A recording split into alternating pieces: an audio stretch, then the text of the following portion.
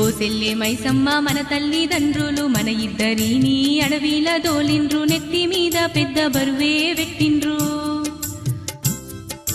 దేవుడంటే ఇంత భయము లేక భక్తి లేక ఈ జనులంతా తప్పుడు తోవల్ల ముందుకు పోతుండ్రు. అష్ట కష్టాలెన్ని పడుతున్నా వాళ్ళు బుద్ధినైతే మార్చుకోకుండా ఆగమైపోతున్నారు.